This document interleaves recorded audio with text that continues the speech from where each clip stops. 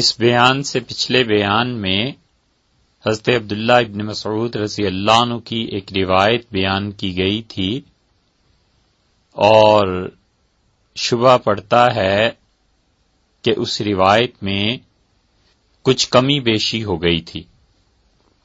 دوبارہ حضرت عبداللہ ابن مسعود رضی اللہ عنہ کی وہ روایت بیان کی جا رہی ہے تاکہ اگر یہ بات اس کے مطابق ہو تو پھر تو بالکل درست ہے، وگرنہ یہ جو روایت اب بیان کی جا رہی ہے پچھلی روایت میں کوئی کمی ہے تو اس کے ذریعے سے پوری کی جائے اور اسے حقیقی روایت سمجھا جائے۔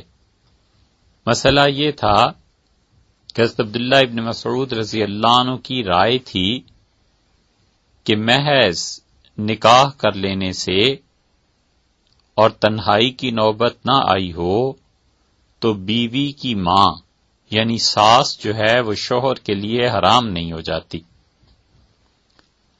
ابن مسعود رضی اللہ عنہ اس بات کے قائل تھے اور اس پہ فتویٰ دیتے تھے کہ فرض کر لیجئے ایک آدمی کا نکاح ہوا اور نکاح کے بعد اس کی نظر اپنی ساس پر جب پڑی تو وہ زیادہ اچھی لگی۔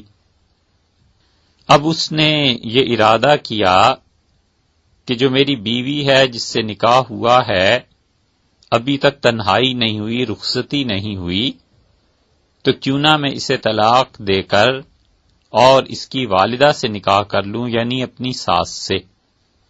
تو حضرت عبداللہ ابن مسعود رضی اللہ عنہ کسی زمانے میں اس بات پر فتویٰ دیتے تھے کہ یہ جائز ہے، لیکن پھر ہوا یہ کہ آپ نے اپنے اس فتوے سے رجوع فرمایا اور ابن مسعود رضی اللہ عنہ کا مسلک وہ ہو گیا کہ محض نکاح ہی سے اس لڑکی کے اوپر یعنی اس لڑکی کی والدہ، اس کی نانی وغیرہ وغیرہ یہ سب حرام ہو جاتی ہیں، خواہ تنہائی کی نوبت نہ آئی ہو اور خواہ رخصتی نہ ہوئی ہو، مطلقاً اور مجرد نکاح ہی بس ایسی چیز ہے جو باقی رشتوں کو حرام کر دے گا۔ اور واقعہ یہ پیش آیا کہ بنو ابن فزارہ یہاں کی ایک عورت سے ایک آدمی نے نکاح کر لیا، پھر اس لڑکے کی نظر ساس پر پڑی تو وہ اسے اچھی لگی، تو اس نے حضرت عبداللہ ابن مسعود رضی اللہ عنہ سے مسئلہ پوچھا، اور یہ مسئلہ اب ہمارے زمانے میں یورپ میں مختلف جگہوں پہ امریکہ میں پیش آ سکتا ہے کہ کسی لڑکی سے نکاح ہوا اور اس کی عمر ابھی 15 برس تھی، 13 برس تھی، اور پھر اس لڑکے نے اس کی ماں کو دیکھا تو اس کی عمر ابھی 28 سال تھی، 30 سال تھی، تو اس نے چاہا کہ اس کی بجائے اس سے نکاح کر لے، بیٹی کی بجائے ماں سے نکاح کر لے، تو یہ مسئلہ کیا ہوگا؟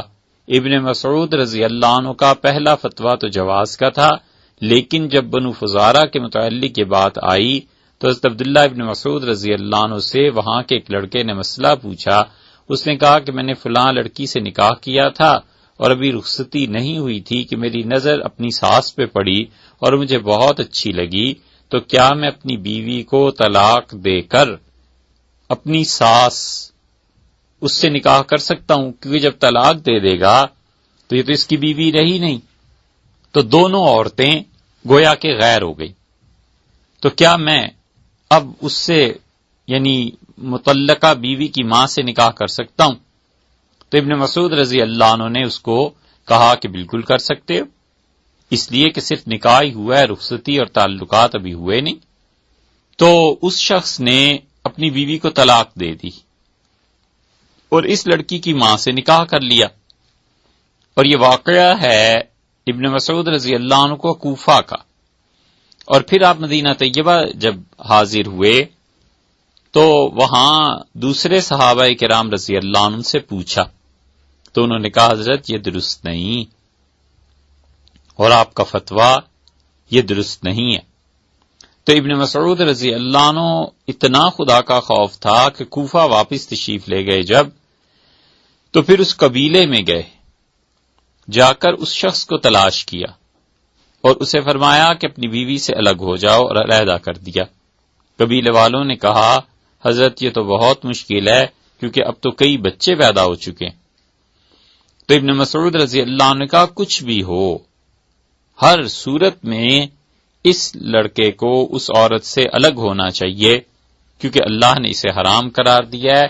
مطلب یہ تھا کہ فتویٰ دینے میں غلطی ہو گئی تو اس کا مطلب یہ نہیں ہے کہ ہم ان چیزوں کو ایسے ہی چھوڑ دیں گے، بلکہ ابن مسعود رضی اللہ عنہ کی علیحدگی کروا دی، اور وہ جو بچے تھے ان کی نسبت اسی شوہر کے ساتھ قرار رہی، اسی شوہر کے ساتھ وہ تعلق جڑا رہا، یعنی وہ جو تھا ان کا باپ کہلایا یا باپ تسلیم کیا گیا قانونی اعتبار سے۔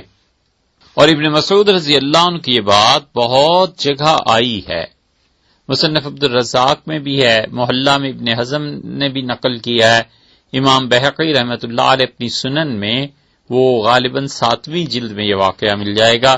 تو یہ عبداللہ ابن مسعود رضی اللہ عنہ کا تعلق مع اللہ تھا کہ اگر کوئی چیز ایسی سامنے آ جاتی تھی کہ جس میں فتوے کی غلطی ہو گئی یا تسامح ہو گیا تو اس سے رجوع میں ذرہ برابر دیر نہیں لگاتے تھے اور پھر عملاً اسے نافذ بھی کر دیتے تھے۔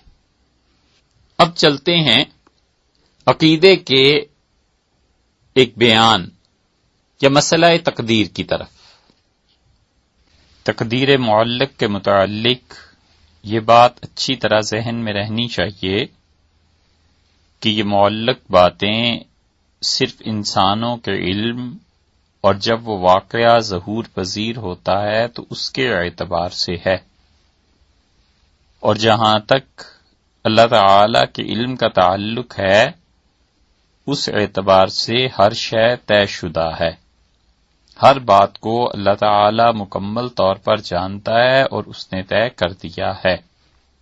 مثلا حدیث میں جو بات آئی ہے کہ کوئی آدمی اپنے والدین کے ساتھ اچھا سلوک کرے تو اللہ تعالی اس کی عمر کو بڑھا دیتے ہیں، تو اس کا مطلب یہ ہے کہ انسان کے اعتبار سے ہے، وگرنہ اللہ کو ازل سے معلوم ہے کہ کیا ہونا ہے۔ یہ آدمی اپنے والدین سے اچھا سلوک کرے گا یا نہیں کرے گا اور اس کے نتیجے میں کیا ہوگا، یہ بھی اللہ کے ہاں طے شدہ بات ہے۔ اللہ تعالیٰ کو ہمیشہ سے معلوم ہے کہ کون سا پہلو انسان نے اختیار کرنا ہے، بلکہ اللہ نے خود طے فرما دیا ہے کہ یہ پہلو اسے اختیار کرنا ہے۔ اگر ہم اس بات کو اس طرح سے سوچیں معاذ اللہ کہ اللہ تعالی نے یہ طے تو نہیں کیا اور اللہ کو علم بھی نہیں ہے کہ یہ انسان اچھا کام کرے گا یعنی اپنے والدین کے ساتھ حسن سلوک یا نہیں کرے گا، تو اللہ کے علم کا ناقص ہونا سمجھ میں آتا ہے، جو ظاہر ہے کہ کسی بھی مسلمان کا عقیدہ نہیں ہو سکتا۔ آپ کوئی ایک فرد لے لیں، مثلا ایک آدمی ہے، اس کا نام کامران ہے، اور کامران اپنے والدین کے ساتھ اچھا سلوک کرے تو اللہ تعالی اس کی عمر میں اس کے باقی چیزوں میں برکتیں نصیب فرمائیں گے، عمر میں اضافہ ہو جائے گا۔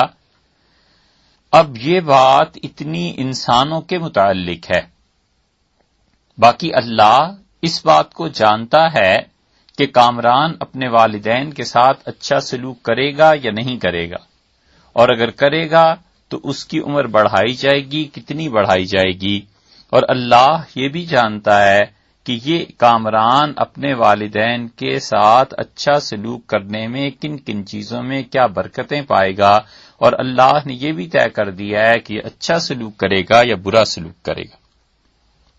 اگر اس بات کو نہ مانا جائے اور اللہ کو اس پہلو کا علم نہیں ہے کہ کامران اچھا سلوک کرے گا یا برا، تو اس کا مطلب ہے کہ خدا کا علم ناقص ہے اور کسی بھی مومن انسان کا یہ عقیدہ نہیں ہو سکتا۔ شاہ ولی اللہ رحمۃ اللہ علیہ نے اس کو عالم مثال میں مانا ہے، اور جو ام الکتاب ہے اس میں نہیں۔ یہ عالم مثال اور ام الکتاب کیا ہے؟ شاہ ولی اللہ رحمۃ اللہ علیہ تقدیر کے جو 5 درجات آگے چل کے ارشاد فرمائیں گے، اس میں یہ بات آ جائے گی، اور پھر یہ جو تقدیر ہے اس کے ماننے کا کیا فائدہ ہے، وہاں پر شاہ صاحب رحمۃ اللہ علیہ کی جو عبارت اس سے قبل آپ نے سنی ہے، اس میں شاہ صاحب رحمۃ اللہ علیہ نے فرمایا کہ جب کوئی آدمی انہو بہی یلاحظ الانسان التدبیر الواحد الذی یجمع العالم، اور اس تقدیر کا فائدہ یہ ہے کہ انسان اس پوری کائنات کو، جو شخص صحیح طور پر تقدیر پر ایمان رکھتا ہے، انسان اس کے ذریعے سے تدبیر واحد کو پیش نظر لا سکتا ہے جو پوری کائنات کو اکٹھا کرنے والی ہے۔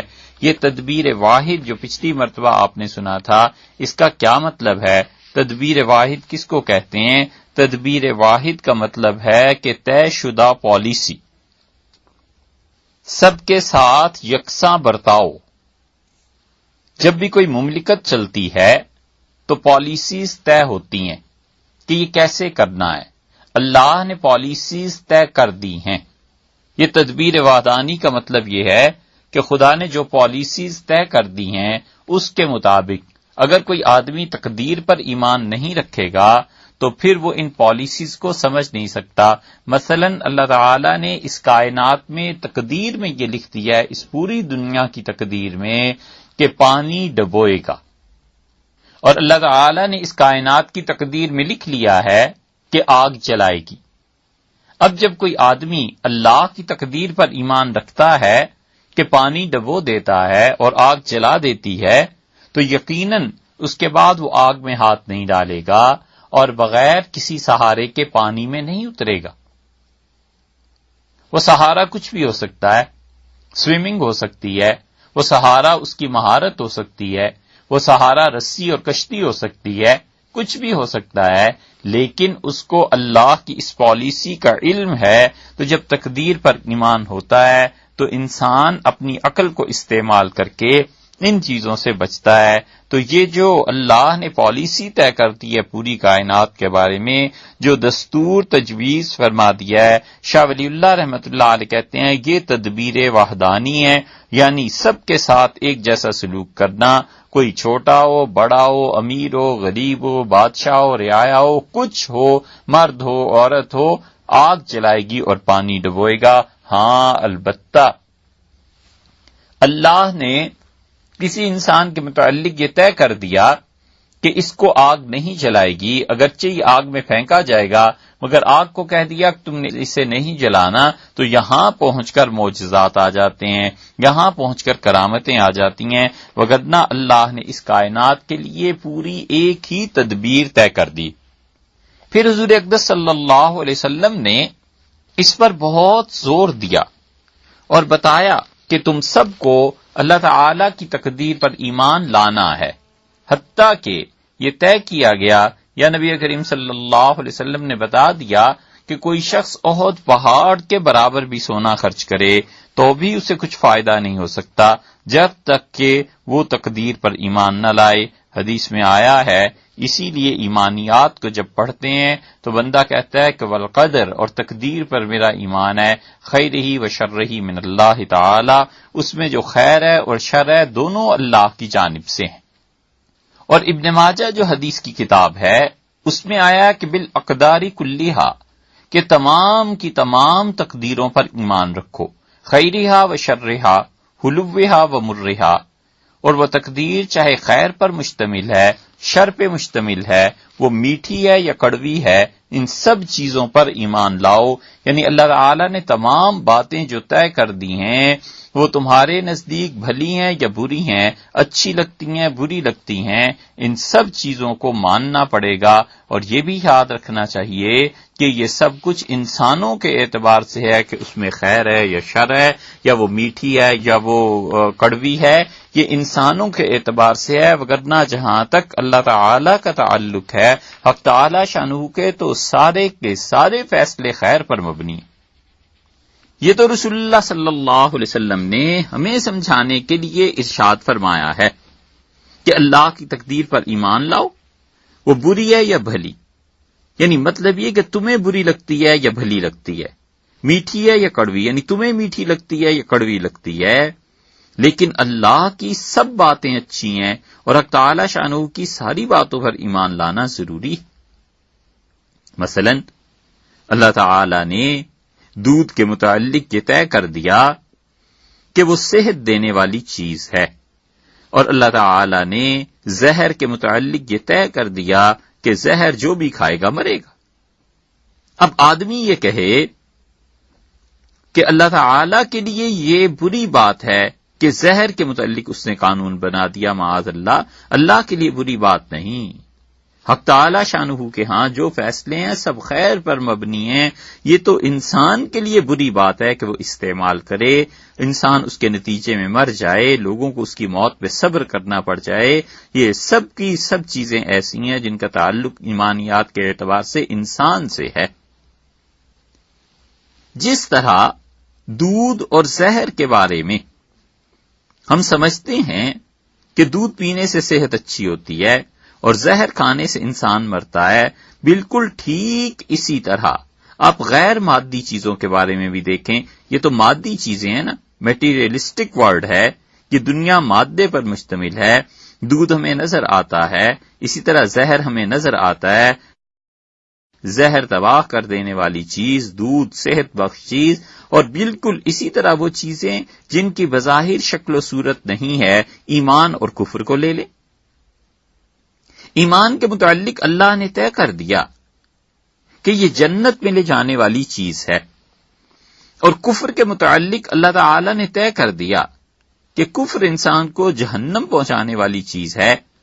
تو یہ ایمان اور کفر بندوں کے اعتبار سے ہے، وگرنہ حق تعالی شانہ نے جو کفر کو پیدا کیا ہے اس کی بھی مصلحت ہے، اور حق تعالی شانہ نے ایمان کو جو پیدا کیا ہے اس کی بھی مصلحت ہے۔ ایمان اسے پسند ہے، کفر اسے ناپسند ہے، دونوں کا خالق اللہ ہے۔ یہ الگ بات ہے کہ کفر بھی اس کی مشیت کے، اس کے چاہنے کے تحت۔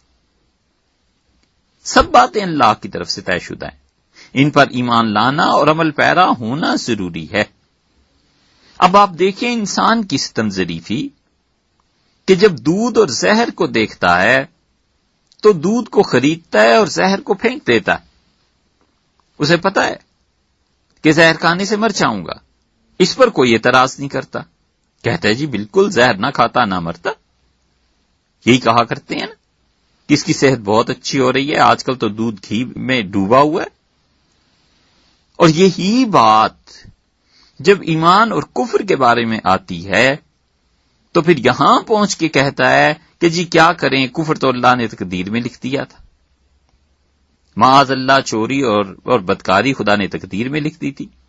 بھئی تمہاری تقدیر میں خدا نے چوری اور بیماری اور یہ بدکاری لکھی تھی تو خدا نے تمہاری تقدیر میں زہر بھی لکھا تھا، اسے کیوں نہیں اپنے اختیار سے پی لیا؟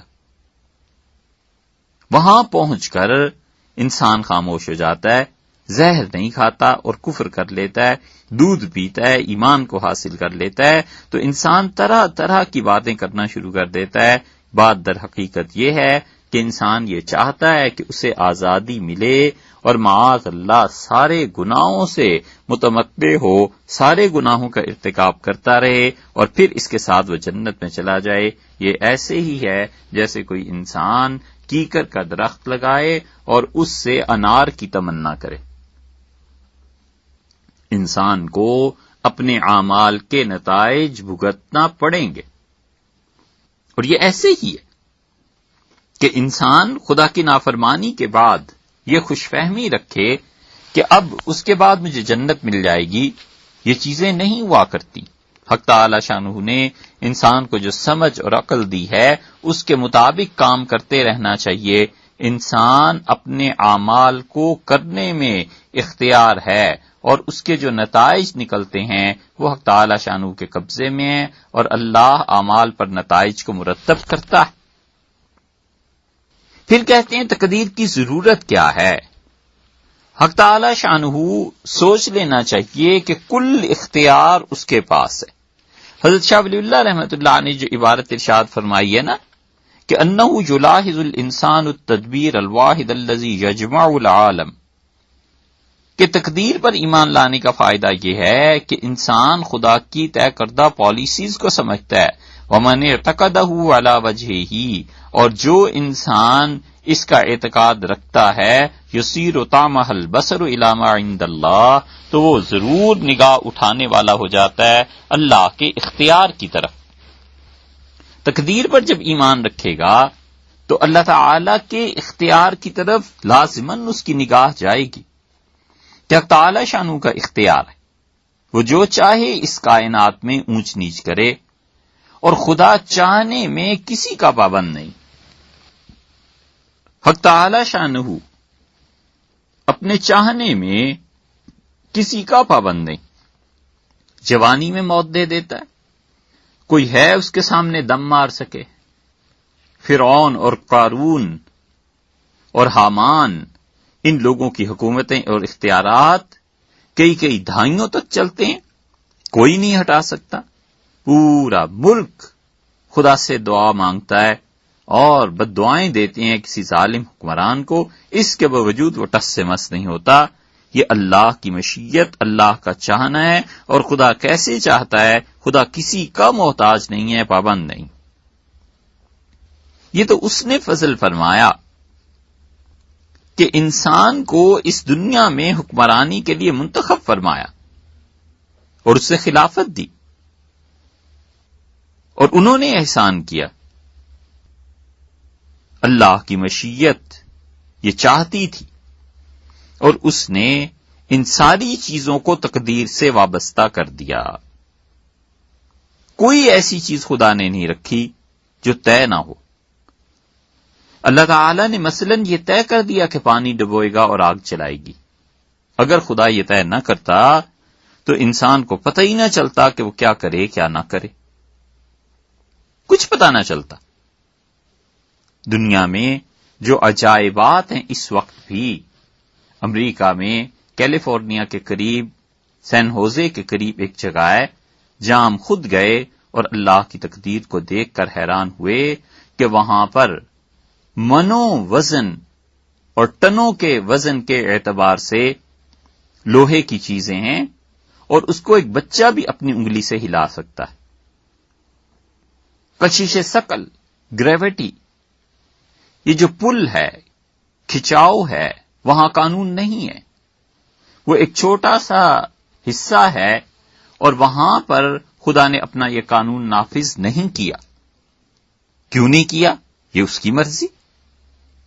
اللہ نے اگر یہ طے نہ کیا ہوتا کہ اس کائنات میں وزنی چیز نیچے کی طرف آئے گی، اور جب چیز ہلکی ہو جائے گی جیسے ہوا، وہ اوپر کو اٹھے گی، تو انسان کی سمجھ میں ہی نہ آتا کہ کیا کرے اور کیا نہ کرے۔ ہم جب اس زمین پہ پہنچے تو سمجھ میں نہیں آ رہا تھا کہ ہو کیا گیا۔ ہم نے تو ہمیشہ یہی دیکھا کہ بھاری بھرکم چیز، اس کو اپنی جگہ سے ہلانے کے لیے قوت درکار ہے، مگر وہاں پہنچے تو معلوم ہوا یہاں تو قوت درکار ہی نہیں۔ اور اس چیز کو ایک بچہ اپنی انگلی سے ہوا میں معلق ہے تو آگے تک لے جائے گا۔ اب اس کے بعد جو اس سے پیچھے آنا ہے تو دنیا کے عام قانون کے مطابق وہ چیز جو سوئنگ کر رہی ہے، وہ چیز جو لٹک رہی ہے، اسے تیزی سے پیچھے آنا چاہیے۔ اب وہ رک رک کے پیچھے آ رہی ہے۔ یہ سب کیا ہے؟ خدا نے اس کائنات میں تقدیر کو مرتب کیا ہے، اس علاقے میں تقدیر کو خدا نے مرتب نہیں کیا۔ اگر یہ پوری دنیا ایسے ہی ہو جاتی تو پھر انسانی زندگی دشوار ہو جاتی، کوئی بات طے شدہ ہوتی نہ۔ وہ وحدانی تدبیر اللہ نے کی، اس کائنات کو طے کر دیا کہ پانی ڈبو دے گا اور آگ جلا دے گی اور ہوا اڑا دے گی۔ انسان ہر چیز کے متعلق آسانی سے فیصلہ کر سکتا ہے۔ تھوڑی سی بھی عقل ہو تو آپ دیکھیں، جب ہوا چلنا شروع ہوتی ہے تو نیا ڈھیر جو بھوسے کا ہوتا ہے اس کے اوپر گاؤں میں کپڑا ڈال دیتے ہیں کہ یہ بھوسے کے تنکے ہوا اڑا دے گی، اس کو عقل ہے۔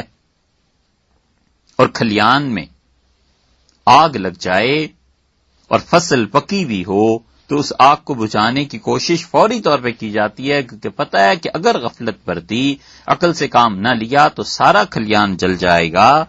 یہ کیا چیزیں ہیں؟ اللہ تعالی نے اسی وجہ سے قرآن میں بار بار یہ کہا ہے کہ لوگ عقل سے کام لیں، لوگ عقل سے کام لیں۔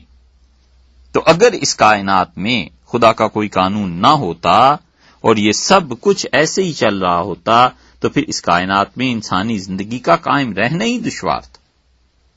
اسی لیے اس کائنات میں ایک ایک چیز خدا کی تقدیر کے تحت ہے، وہ تقدیر سے باہر نہیں ہے، اور بالکل پوری تفصیلات کے ساتھ خدا نے اسے طے کر دیا۔ ایک صحابی رضی اللہ عنہ نے حضور اقدس صلی اللہ علیہ وسلم سے یہی بات دریافت کی، اور وہ صحابی ابی خزامہ رضی اللہ عنہ اپنے والد سے روایت کرتے ہیں، اور وہ کہتے تھے کہ میں نے حضور اقدس صلی اللہ علیہ وسلم سے عرض کیا کہ اللہ کے رسول، یہ جو ہم دوائیاں استعمال کرتے ہیں، ارائیت رقن نسترقیہا ودون نتداوی بہی وتقاتن نتقیہا حل ترد من قدر اللہ شیئن۔ آپ کیا ارشاد فرماتے ہیں؟ جھاڑ پھونک کے ذریعے جو ہم دکھ درد میں جھاڑ پھونک کرتے ہیں، دم کرتے ہیں، کچھ آیات وغیرہ چیزیں پڑھ کر ایک دوسرے پہ دم ہوتا ہے کہ اس کا درد کم ہو جائے، یا دوسری چیز جو دوائیاں ہم استعمال کرتے ہیں اپنا علاج کرتے ہیں، یا تیسری چیز انہوں نے عرض کی کہ جو مصیبتوں اور تکلیفوں سے بچنے کی جو تدبیریں انسانی زندگی میں اختیار کرتی ہیں، کیا یہ چیزیں اللہ تعالی کی تقدیر کو لوٹا دیتی ہیں؟ یعنی ایک آدمی نے سر درد تھا، کہیں جا کر کہا کسی بزرگ سے کہ حضرت دم کر دیجئے، انہوں نے دم کر دیا، ٹھیک ہو گیا۔ ایک آدمی کو نقصان ہو رہا تھا، کسی نے کہا تمہیں نظر لگ گئی ہے، انہوں نے نظر کا کچھ دم کیا، وہ ٹھیک ہو گیا۔ ایک آدمی کی گردے کی تکلیف ہے، وہ گیا ڈاکٹر کے پاس اور علاج کرایا اور ٹھیک ہو گیا۔ بارش آ رہی تھی اور اس نے جلدی جلدی اپنے جانوروں کو، چیزوں کو کسی چھت کے تلے کر دیا تو اپنا بچاؤ کر لیا۔ اب اگر اللہ نے یہ تقدیر لکھی تھی کہ گردے کا مریض مر جائے اس درد سے، اور خدا نے تقدیر لکھی تھی کہ اس کا دم سر درد والے کا درد دور نہ کرے، اور خدا نے اگر یہ تقدیر لکھی تھی کہ وہ جو بارش سے اپنے جانوروں کو ہٹا کر اوٹ میں لایا ہے، اس اوٹ میں بھی اس کے جانور تباہ ہو جائیں، تو کیا اس کی تدبیر نے، سر درد پر دم کرنے والے کی تدبیر نے، اور گردے کے درد میں جو مریض کو دوا ڈاکٹر نے دی اس تدبیر نے، اور جو جانور تھے ان کو بچانے کی تدبیر نے اللہ کی تقدیر کو ختم کر دیا؟ حالانکہ خدا کی تقدیر تو دینوں کے متعلق کچھ اور تھی۔ حضور اقدس صلی اللہ علیہ وسلم نے فرمایا کہ دیکھو ہی من قدر اللہ، یہ جو اسباب تم اختیار کرتے ہو نا، یہ بھی اللہ ہی کی تقدیر ہے۔ ایک آدمی کو سر درد ہے اور دم کرانے چلا گیا تو یہ بھی خدا کی تقدیر اور فیصلہ تھا کہ دم کرانا جائے گا، تو وہ چلا گیا، اسے راحت مل گئی۔ ایک آدمی کا کولیسٹرول زیادہ ہو گیا اور وہ ڈاکٹر کے پاس گیا، اور ڈاکٹر نے اسے دوائیاں دی، نتیجہ یہ کہ وہ ہارٹ اٹیک سے محفوظ ہو گیا، یہ اللہ کی تقدیر تھی۔ اور دوسرا آدمی ہے، اس کا کولیسٹرول زیادہ ہے اور وہ چیک کرتا ہے، اسے پتہ چلتا ہے زیادہ ہے، اچھا میں صبح جاؤں گا ڈاکٹر سے جا کے مشورہ کروں گا، اور رات کو ہی ہارٹ اٹیک ہوا اور چل بسا۔ یہ نہ پہنچ سکنا اور ڈاکٹر سے مشورہ نہ کر سکنا، یہ بھی اللہ ہی کی تقدیر ہے۔ حضور اقدس صلی اللہ علیہ وسلم کے جواب کا خلاصہ یہ کہ ہم جن مقاصد کو حاصل کرنے کے لیے جو تدبیریں اور کوششیں کرتے ہیں، جن اسباب کا استعمال کرتے ہیں، یہ بھی اللہ تعالیٰ ہی کی طرف سے مقدر ہوتا ہے کہ فلاں شخص کو فلاں وقت میں گردے کا درد ہوگا، اور پھر وہ فلاں ڈاکٹر کے پاس جائے گا، فلاں دوا کھائے گا اور اس سے اسے استعمال سے اچھا ہو جائے گا، اور فلاں آدمی کو فلاں وقت پہ دل کا دورہ پڑے گا اور اس میں ہم اسے اپنے پاس بلا لیں گے، اور فلاں آدمی فلاں وقت میں دل کا دورہ پڑے گا اور یہ دوا اس کے کام آ جائے گی، اور اس دوا کے استعمال سے اس کی جان اس بیماری سے، تکلیف سے نجات پائے گی۔ یہ سب چیزیں اللہ کی تقدیر میں سے ہیں۔ اس لیے حضور اقدس صلی اللہ علیہ وسلم نے بتا دیا کہ جن مقاصد کے حاصل کرنے کے لیے جو تدبیریں اور کوششیں ہم کرتے ہیں، یہ بھی اللہ کی تقدیر میں شامل۔ یہاں تک کہ نبی کریم صلی اللہ علیہ وسلم نے لوگوں کو ایک اور عجیب چیز کی خبر دی، اور نبی کریم صلی اللہ علیہ وسلم فرمایا یہ ہے نبوت، کہ عبداللہ ابن عمر رضی اللہ عنہما نے کہا کہ کل شیء بقدر، حضور اقدس صلی اللہ علیہ وسلم فرمایا ہر چیز تقدیر سے ہے، حتی العجز والکیس، یہاں تک کہ کوئی آدمی بہت عقل مند صاحب صلاحیت ہے اور کوئی آدمی بے وقوف ہے، یہ بھی خدا کی تقدیر میں سے ہے۔ اس دنیا میں جو کوئی جیسا جس حال میں ہے سب خدا کی تقدیر ہے۔ اس لیے بعض بزرگ تھے ایسے جو حالات کی زیادہ شکایت کرنے سے منع کرتے تھے، کہتے تھے بس ٹھیک ہے، حالات کا کسی حد تک انسان کو شکوہ اور افسوس کرنا چاہیے، زیادہ شکایتیں نہ کیا کرو، یہ بھی بے ادبی ہے، اللہ کی تقدیر ایسے ہی ہے، خدا کا چاہنا ایسے ہی ہے۔ اسی لیے یہ خدا کی تقدیر ہر طرف محیط ہے، چھائی ہوئی ہے۔ ایک آدمی کو چن لیا کہ اسے اللہ نبوت دے دے، یہ خدا کی تقدیر ہے۔ ایک آدمی کو چن لیا کہ اس انسان نے کفر کرنا ہے، اسی میں مر جائے گا، یہ بھی خدا کی تقدیر ہے۔ جو الغرض دنیا میں جو کچھ جو حالت ہے یہ سب خدا کی تقدیر کے تحت ہے۔ اللہ تعالی نے فیصلہ فرما لیا تھا کہ انسان اس طرح دنیا میں جائے گا اور کائنات کو آباد کرے گا، ان میں سے اتنے لوگ جنت میں چلے جائیں گے، اتنے لوگ جہنم میں چلے جائیں گے، یہ سب خدا کی تقدیر ہے۔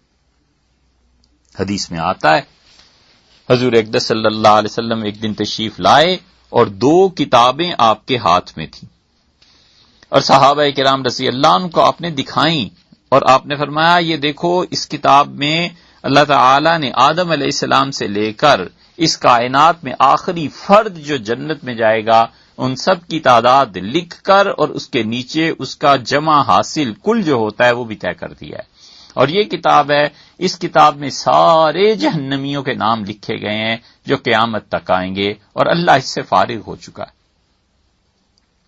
بڑی بڑی سخت حدیث ہے، آدمی اس حدیث کو سنتا ہے، ہم نے کبھی سنائی نہیں، آج پہلی مرتبہ اسے سنا رہے ہیں، مگر اندر سے دل کانپ اٹھتا ہے۔ اب خود بتاؤ کس چیز پر ہم خوش ہوں؟ عبادت، خدا کا دیا ہوا علم، ایمان، اعمال صالح، کس چیز پر آدمی خوش ہو جب تک پتہ نہ چلے کہ میرا نام دائیں ہاتھ والی کتاب میں تھا جو رسول اللہ صلی اللہ علیہ وسلم نے اٹھائی ہوئی تھی، یا نبی کریم صلی اللہ علیہ وسلم کے لیفٹ ہینڈ پہ بائیں ہاتھ میں جو کتاب تھی اس میں میرا نام ہے۔ جب تک پتہ نہ چل جائے کس چیز پر خوش ہو، اللہ کی بے نیازی ہے، ڈرتے رہنا چاہیے۔ کوئی بھی تو چیز ایسی نہیں ہے جو قابل فخر ہو، اس لیے کہ جب تک ایمان پہ موت نہ آ جائے تب تک کیا پتہ چل سکے۔ تقدیر کا مسئلہ آسان بھی ہے، مشکل بھی ہے۔ آسان اس اعتبار سے ہے کہ اللہ تعالی نے انسانوں کو اس بات کا پابند کیا ہے کہ وہ تقدیر پر ایمان لائیں، تو خدا کسی ایسے مسئلے کا پابند انسانوں کو نہیں کرتا جو مسئلہ قابل فہم نہ ہو۔ اور دوسری طرف یہ مشکل اس اعتبار سے ہے کہ اچھی طرح سنیے کہ تقدیر کا مسئلہ اس لیے مشکل ہے کہ لوگوں نے یہ نہیں جانا کہ یہ تقدیر اللہ کی صفات میں سے ایک صفت ہے۔ پھر عرض کرتے ہیں کہ تقدیر کا مسئلہ اس وجہ سے مشکل ہے کہ بہت کم لوگ یہ جانتے ہیں کہ تقدیر کا مسئلہ در حقیقت اللہ تعالی کی صفات کا مسئلہ ہے، اور آپ میں سے جو لوگ تسلسل کے ساتھ عقیدے کے بیانات سن رہے ہیں وہ جانتے ہیں کہ ہم نے اللہ تعالیٰ کے متعلق اہل سنت والجماعت کے عقیدے کو تفصیل سے بیان کیا۔ ہم نے عرض کیا تھا کہ اللہ تعالیٰ کی 8 صفات پر ایمان رکھنا ضروری ہے۔ علم، حیات، قدرت، سمع، بصر، کلام، ارادہ، تکوین، یہ 8 اللہ کی صفات ہیں جن کا ماننا ہر ایک سنی کے لیے ضروری ہے۔ ہر وہ آدمی جس کا تعلق اہل سنت والجماعت سے ہے اسے چاہیے کہ یاد کرے ان صفات کو۔ ان کے یاد کرنے کے آسان طریقے بھی بیان کر دیے گئے۔ اللہ تعالیٰ کی صفات کا ہی مسئلہ ہے نا۔ پھر یہ بحث ہوئی تھی کہ صفات عین ذات ہیں اللہ تعالیٰ کی یا غیر ذات ہیں۔ ان ساری چیزوں کے تقریباً آخر پر پہنچ کے ہم نے جو تقدیر کے مسئلے پر بات شروع کی ہے تو اسی لیے کہ تقدیر اللہ کی صفات کا مسئلہ ہے، اور بار بار ہم کہتے رہے ہیں کہ اللہ تعالیٰ کی صفات کو ایک حد تک ہی سمجھا جا سکتا ہے، اس سے آگے اور اس کی کنا اور کھوج لگانا یہ عقل کے بس کی بات نہیں ہے۔ اللہ کی صفات ان کی سمجھ حقیقتاً اس دن آئے گی جب انسان جنت میں داخل ہوگا، تو اس سے کہیں زیادہ علم ہوگا۔ علم تدریجاً ترقی کرتا ہے نا، آہستہ آہستہ ترقی کرتا ہے۔ بہت سی چیزیں جو 100 سال پہلے معلوم نہیں تھیں، اب 100 سال کے بعد پتہ چل گئیں کہ یہ چیزیں ہیں۔ فشار الدم جسے کہتے ہیں بلڈ پریشر، آج سے 200 سال پہلے اس کا کیا پتا تھا، کیا چیز تھی؟ اب 200 سال کے بعد یہ معلوم ہوتا ہے کہ کیا چیز تھی اور کیا چیز نہیں تھی۔ مل ایک بہت بڑا فلسفی تھا، برطانیہ کا رہنے والا تھا، اور 1873 میں اس کا انتقال ہوا۔ اس کا باپ جو تھا جیمز، اس نے کہا کہ اللہ کو ماننا یہ بے وقوفوں کا عقیدہ ہے، کوئی عقل مند آدمی دنیا میں اللہ کو نہیں مانے گا، کیونکہ اگر یہ کہا جائے کہ انسان کو اللہ تعالی نے پیدا کیا ہے تو خود بخود یہ سوال اٹھتا ہے کہ پھر اللہ کو کس نے پیدا کیا ہے۔ مل کی آٹو بایوگرافی اگر آپ نے پڑھی ہو تو آپ کو معلوم ہوگا کہ اس نے یہ غلط بات اس میں لکھی ہے۔ مسئلہ چلتا رہا، بہت لوگوں نے اسے زیر بحث رکھا، یہاں تک کہ مل کے بعد تقریباً 100 سال کے بعد جب آئنسٹائن آیا تو آئنسٹائن نے یہ انکشاف کیا کہ دنیا میں جتنے بھی علوم پائے جاتے ہیں یہ ریلیٹو ہیں، ریئل نہیں ہے، حقیقی نہیں ہے، ریئلٹی نہیں ہے۔ اور اس نے ثابت کیا کہ انسانوں کے پاس جو فریم آف ریفرنس ہونا چاہیے وہ نہیں ہے۔ تو علم میں ترقی کی نا، آہستہ آہستہ علم ایسے ہی بڑھتا ہے۔ اب ہمارا علم محدود ہے عقل تک اور حواس خمسہ تک، اور پھر اس کے بعد جب ہم اس کو مزید بڑھا لیتے ہیں تو یہ علم کہاں پہنچ جاتا ہے؟ کشف تک، الہام تک۔ اس سے بھی بڑی بات ہو گئی وحی، تو وحی نے بتا دیا کہ موجودہ عقل کے ساتھ تم اللہ کی صفات کو نہیں سمجھ سکتے بھئی پوری طرح سے، تو صفات کے باب میں ایک حد تک پہنچ کر رک جانا ضروری ہے۔ بس اسی طرح تقدیر میں اس مسئلے میں ایک حد تک پہنچ کے رک جانا پڑتا ہے، کیونکہ عقل اس کے بعد کام نہیں کرتی، لوگ رکتے نہیں، اور وہ چاہتے ہیں کہ اس سے بھی بڑھ کر آگے وہ اس چیز کو جانے کہ عقل کے تقدیر ہے کیا اور یہ آخر مسئلہ کیا ہے۔ حضور اقدس صلی اللہ علیہ وسلم نے اسی وجہ سے منع فرما دیا کہ بس ایک حد ہے، اس سے زیادہ مت چلو آگے۔ سیدنا علی رضی اللہ عنہ کی روایت میں آتا ہے، اور ان کی یہ روایت بخاری کی روایت ہے، حضور اقدس صلی اللہ علیہ وسلم فرمایا ما من احد الا وقد كتب مقعده من النار ومقعده من الجنہ۔ لوگو تم میں سے کوئی آدمی ایسا نہیں ہے جس کا ایک ٹھکانہ، جس کا انجام کار، اس کا ٹھکانہ جنت میں یا دوزخ میں نہ لکھا جا چکا ہو۔ ایک طرف تو جانا ہے، پہلے سے تقدیر ہو گئی، مقدر طے ہے۔ صحابہ کرام رضی اللہ عنہ نے کہا کہ افلا نتکل علی کتابنا وندع العمل، پھر اللہ کے رسول عمل کرنے کی کیا ضرورت ہے؟ ہم کیوں نہ خدا پر بھروسہ کر کے بیٹھ جائیں کہ ہونا تو وہی ہے جو لکھا گیا ہے۔ قال اعملوا، رسول اللہ صلی اللہ علیہ وسلم اچھے کام کرتے رہنا، فکل میسر لما خلق له، ہر آدمی کو ان کاموں کی توفیق دی جاتی ہے جہاں پر اس نے پہنچنا ہے۔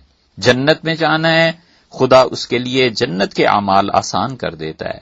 جہنم میں جانا ہے، خدا اس کے لیے جہنم کی راہیں بھی دنیا میں پھر کھول دیتا ہے۔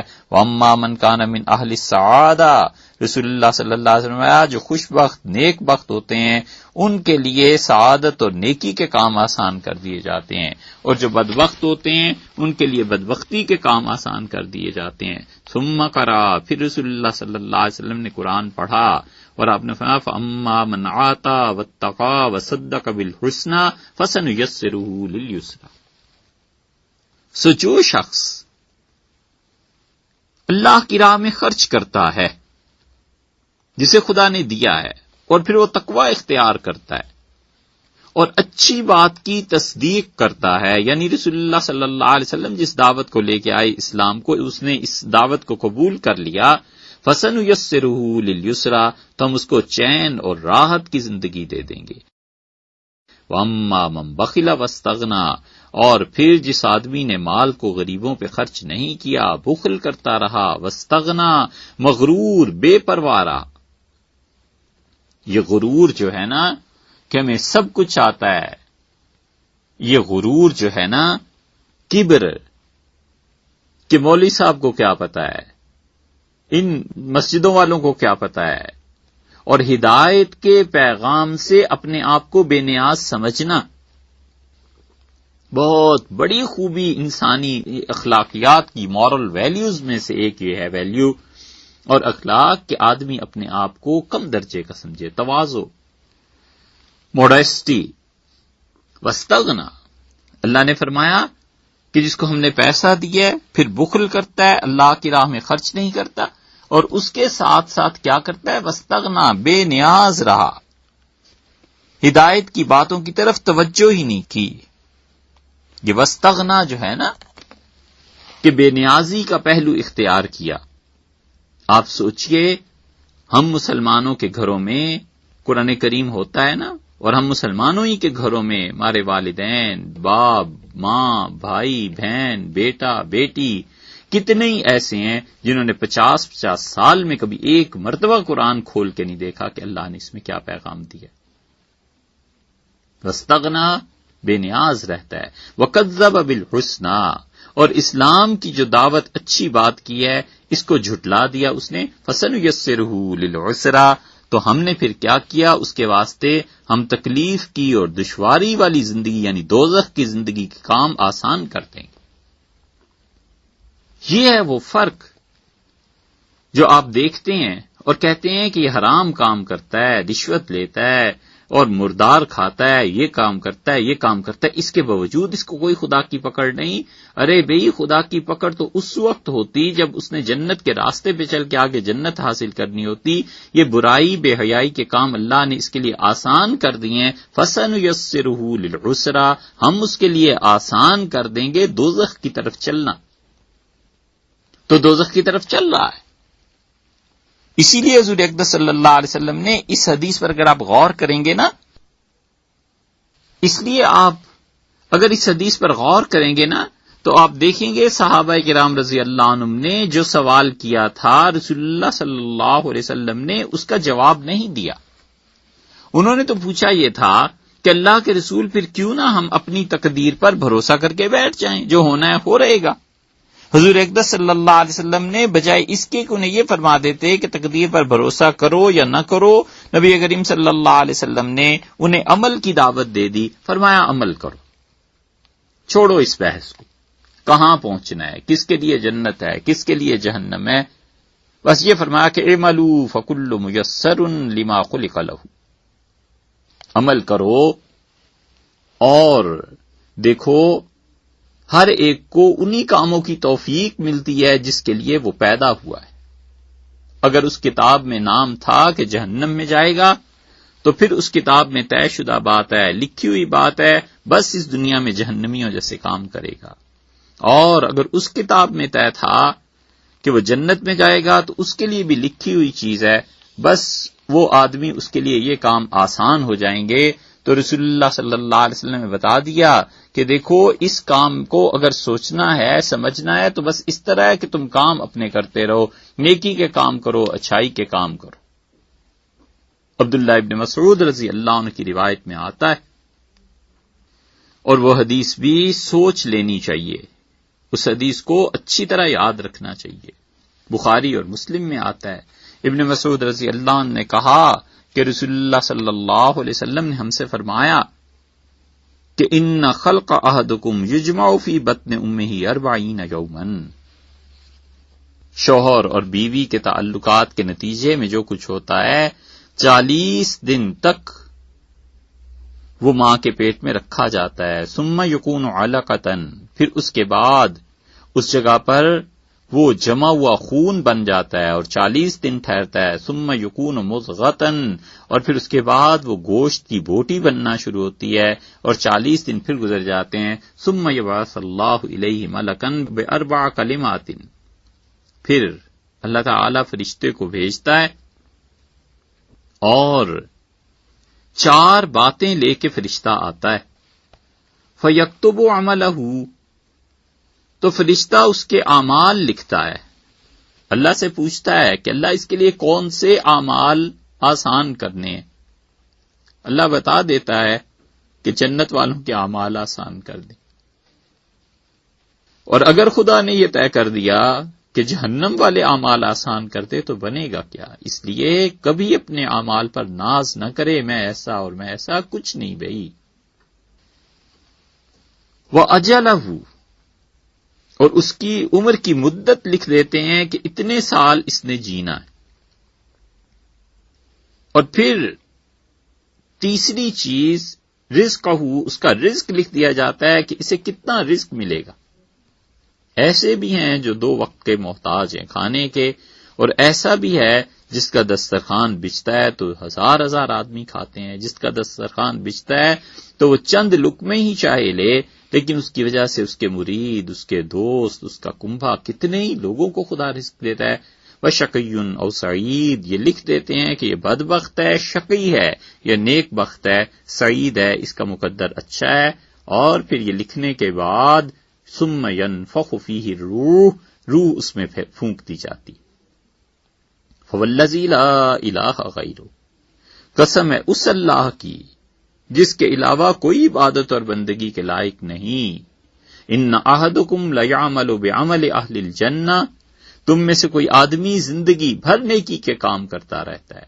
یہ ہے اللہ سے ڈرنے کا مقام، یہ ہے خدا کے خوف کا مقام، یہ ہے آدمی کے جھک جانے کا مقام. اللہ نے یہ نبی کریم صلی اللہ علیہ وسلم کو جو سکھایا اور انہوں نے ہمیں جو بات بتائی ہے، اس پر دونوں کو غور کرنا چاہیے. وہ جو اپنے آپ کو خدا کی رحمت سے بے نیاز سمجھتے ہیں، معاذ اللہ کہ ہو جائے جو کچھ مرضی ہو جائے، اور وہ بھی جو اپنے آپ کو بہت نیک سمجھتے ہیں، سب کو غور کرنا چاہیے.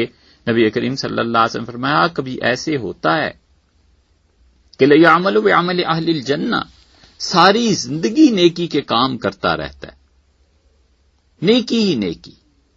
حتی ما یکون بینہ و بینہا الا ذراع، یہاں تک کہ اس کے درمیان اور جنت کے درمیان صرف 1 ہاتھ کا فاصلہ رہ جاتا ہے.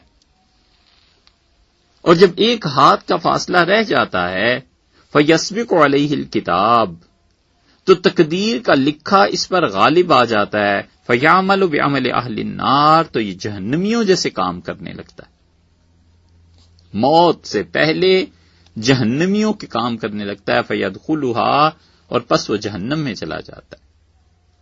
ساری زندگی نیکی کے کام، اچھائی، خدا کا دین، نماز، روزہ، اور جب اس کے اور جنت کے درمیان 1 بالشت کا فاصلہ رہ جاتا ہے نا، تو اب اس پر دنیا غالب آتی ہے، اب ظلم غالب آتا ہے. اب بڑھاپے میں خدا کی صفات پر بحث کرتا ہے، معاذ اللہ. اس بڑھاپے میں بچوں کا حق مارتا ہے، اولاد کا حق مارتا ہے، اور کیا کیا خرافات کرتا ہے، یہاں تک کہ پھر یہ آدمی اہل جہنم جیسے کام کر کے جہنمی ہو جاتا ہے. اس لیے یہ جتنی نیکیوں کی توفیق خدا نے دی ہو، جتنا بھی نیک کام کر رہا ہو، حتیٰ کہ مرنے سے پہلے اس دنیا میں خواب میں کشف میں اپنا خیمہ جنت میں گڑا ہوا اور اپنا محل جنت میں بنا ہوا بھی نظر آنے لگے نا، تو بھی بھروسہ نہ کرے، تو بھی ان چیزوں کے لپیٹے میں اور ان چیزوں کے چکر میں نہ آئے. بس خدا سے ڈرتا رہے، کسی طرح یہ بیریئر کراس کر جائے، ایمان لے جائے. یہ ہے اصل بات. وَإِنَّ أَحَدَكُمْ لَيَعْمَلُ بِعَمَلِ أَهْلِ النَّارِ، اور تم میں سے کچھ لوگ پھر جہنم کا کام کرتے ہیں، جہنمیوں جیسے کرتوت، لوٹ مار، ڈکیتی، کیا کیا چیزیں. حتی ما یکون بینہ و بینہا الا ذراع، یہاں تک کہ اس شخص کے درمیان اور جہنم کے درمیان صرف 1 بالشت کا فاصلہ رہ جاتا ہے، چند فٹ کا فاصلہ 1 ہاتھ کا رہ جاتا ہے. فَيَسْبِقُ عَلَيْهِ الْكِتَابُ، خدا کی تقدیر غالب آتی ہے. فَيَعْمَلُ بِعَمَلِ أَهْلِ الْجَنَّةِ، اور پھر یہ اچانک پلٹ جاتا ہے اور برائی کے کاموں کی بجائے نیکی کرنے لگتا ہے، جنتیوں جیسے کام کرنے لگتا ہے. فَيَدْخُلُهَا، اور اس جنت میں داخل ہو جاتا ہے، اللہ کے ہاں وہاں پہنچ جاتا ہے. اس لیے ہم جیسے گناہگار لوگ جن کے اعمال بظاہر جہنمیوں ہی کے ہیں، جنہیں نیکی کی کوئی ہے ہی نہیں بات، اور جو ایسے کام کر رہے ہیں کہ اس کے انجام میں تباہی تباہی ہے، اس گناہگار کے گناہوں کا کیا کہنا جس کی توبہ بھی گناہ بن جائے۔ مجھ جیسے لوگ، حدیث کا یہ آخری جملہ جو ہے نا، یہ بڑا ان گناہگاروں کو سکون دیتا ہے۔ ان گناہگاروں کے لیے، مجھ جیسوں کے لیے یہ جملہ بڑا غنیمت ہے کہ ممکن ہے جہنم میں میرے درمیان، جہنم کے درمیان بس ایک بالشت رہ جائے، اور پھر خدا کی تقدیر کچھ غالب آ جائے اور جنتیوں جیسے کام ہوں، وگرنہ تو اب حال ایسا ہے کہ کوئی چیز نہیں ہے، کوئی عمل ایسا نہیں ہے، کچھ بھی تو بات نہیں ہے جس کو پیش کریں کہ کیا کیا اب تک کی عمر میں۔ یہ ہے وہ تقدیر۔ حضور اقدس صلی اللہ علیہ وسلم نے بتا دیا کہ اچھے اعمال اور برے اعمال، اور دیکھو پھر اس کے نتیجے کیا نکلتے ہیں۔ اس لیے اگر آج خیر کے اعمال کی توفیق مل رہی ہے تو مطمئن نہ ہو جائیے، برابر حسن خاتمہ کے لیے فکر مند رہیے، اور اگر آج اعمال خیر سے محرومی ہے اور گناہ کی زندگی ہے تو مایوس نہ ہو جائیے، برابر اللہ سے اچھی امید رکھیے کہ اللہ تعالیٰ کس طرف کو لے جاتا ہے۔ اس لیے رسول اللہ صلی اللہ علیہ وسلم نے یہ بتا دیا سورہ اعلیٰ کی آخری آیات پڑھ کے کہ دیکھو پھر ہر آدمی کے لیے وہ چیز آسان ہو جاتی ہے، جہنم والے کے لیے وہ کام آسان ہو جاتے ہیں، جنت والے کے لیے وہ کام آسان ہو جاتے ہیں۔ یہ جو مجھ سے پوچھا ہے، رسول اللہ صلی اللہ علیہ وسلم کہنے کا مقصد یہ ہے کہ جو مجھ سے پوچھا ہے کہ پھر ہم بھروسہ کر کے نہ بیٹھ جائیں اور عمل چھوڑ نہ دیں، تو آپ نے فرمایا نہیں بس عمل کیے جاؤ۔ اس لیے اس کا جواب نہیں دیا کہ یہ تقدیر کا معاملہ، کما حقہ اللہ کی صفات کا معاملہ صحابہ کرام رضی اللہ عنہ کو سمجھ میں آ جاتا نہیں۔ اس لیے کہ ظاہر ہے صحابہ کرام رضی اللہ عنہ اس مقام اور مرتبے کے باوجود بہرحال عقل مند لوگ تھے، تو عقل کی ایک حد ہے نا، بس اس سے زیادہ نہیں ہو سکتا۔ یہ خدا کی تقدیر کا مسئلہ اللہ کی صفات میں سے ہے، بس جو آدمی یہ جان لے کہ یہ خدا کی صفات میں سے ہے، وہ ایک حد تک اس پہ غور کرتا ہے، اس سے زیادہ نہیں۔ اللہ تعالی نے فرمایا ہے قضا ربک الا تعبدوا الا ایاہ، اللہ تعالی نے یہ طے کر دیا، اس کا حکم ہے کہ اس کے علاوہ کسی کی عبادت نہ کرو۔ ایک جگہ آیا ہے کان امر اللہ قدرا مقدورا، اللہ نے پہلے سے یہ بات تجویز کر دی ہے، تو تقدیر خدا نے تجویز کر دی، طے فرما دی۔ اس لیے قضا اور قدر کے مسئلے میں اچھی طرح سمجھ لینا چاہیے کہ خداوند قدوس کی صفات میں سے ہے۔ اگر کوئی آدمی تقدیر کو معلق مانتا ہے کہ یوں ہو جائے تو یوں ہو جائے گا، حضور اقدس صلی اللہ علیہ وسلم نے بتا دیا کہ اگر وہ چاہتا ہے کہ اس کی عمر میں اضافہ کیا جائے تو اپنے رشتہ داروں کے ساتھ اچھا سلوک کرے۔ اب اس کو اگر خدا کے متعلق مان لیا جائے کہ خدا نے لکھا ہے کہ اگر یہ رشتہ داروں کے ساتھ اچھا سلوک کرے تو اس کی عمر میں اضافہ کر دینا، مثلا 60 سال عمر تھی، اچھا سلوک کرے تو 80 سال کر دینا، اللہ نے یہ کہہ کے بس ختم ہو گیا، تو پھر تو خدا کو علم ہی نہیں ہے کہ یہ کرے گا کیا۔ اللہ نے تو اگر مگر کے معاملے میں چھوڑ دیا نا۔ ہمارا ایمان یہ نہیں، ہم کہتے ہیں اللہ نے یہ طے فرما دیا، کہا کہ اگر یہ نیکی کرے رشتہ داروں کے ساتھ تو 60 سال کی بجائے 80 سال کا کر دینا، اور پھر یہ بھی لکھ دیا کہ یہ نیکی کرے گا اور اس کی عمر 80 سال ہو جائے گی۔ وگرنہ مطلقاً تقدیر معلق کا قائل ہوا جائے تو اس کی زد جا کر خدا کے علم میں پڑتی ہے، اور دوسری طرف بندے کے اختیاری اعمال ہیں کہ بندے کا پورا اختیار مان لیا جائے کہ آدمی سب کچھ کرتا ہے، جیسے کہ قدریوں کا عقیدہ تھا معاذ اللہ، تو پھر اللہ کی قدرت کے مسئلے پر اثر پڑتا ہے۔ یہ جو لوگ کہتے ہیں نا کہ تقدیر تو انسانوں کے ہاتھ میں ہے، انسان کے بس میں ہے، یہ باتیں نہیں کرنی چاہیے۔ انسان کے بس میں کیا ہے؟ بس اتنا ہی ہے جتنا اختیار اللہ نے دے دیا۔ اب اگر آدمی کے اختیار میں سب کچھ ہے، جنت اور جہنم میں جانا اور یہ سب کام کرنا، تو خدا کی قدرت کہاں گئی؟